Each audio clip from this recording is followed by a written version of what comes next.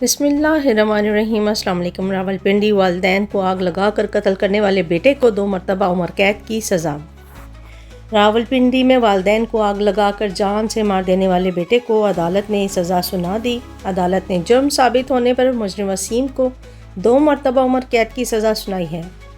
Additional session جج فرحت جبین رانا نے مجرم کو 6 لاکھ روپے ہرجانہ دینے کا بھی حکم دیا ہے۔ واضح رہے کہ مجرم نے سن 2022 میں گھریلو رنجش کے باعث پیٹرول چھڑک کر والدین کو آگ لگا دی تھی، جس سے اس کے والدین جھلس کر جاں بحق ہو گئے تھے۔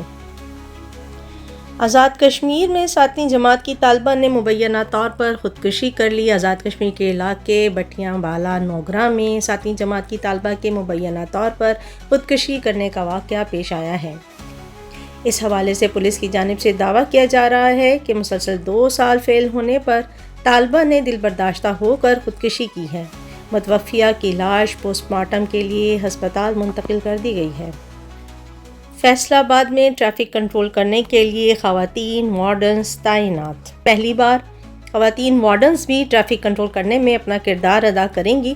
اب مرد ٹریفک وارڈنز کے ساتھ ساتھ لیڈی ٹریفک وارڈنز بھی فیصل آباد میں اہم چوراہوں پر ٹریفک کنٹرول کرتی ہوئی دکھائی دیں گی۔ اس سلسلے میں مشقیں مکمل کرنے والی لیڈی وارڈنز کو تعین کیا گیا ہے۔ لیڈیز ٹریفک وارڈنز کا کہنا ہے کہ وہ ٹریفک کے نظم و ضبط کو بہتر بنانے کے لیے عملی میدان میں اتر چکی ہیں۔ انہیں دیکھ کر خواتین ڈرائیورز کو بھی حوصلہ ملے گا۔ فیصل آباد ٹریفک پولیس کی جانب سے لیڈی وارڈنز کو اہم چوراہوں پر تعینات کرنے سے ٹریفک کے نظام میں مزید بہتری آنے کی امید ہے۔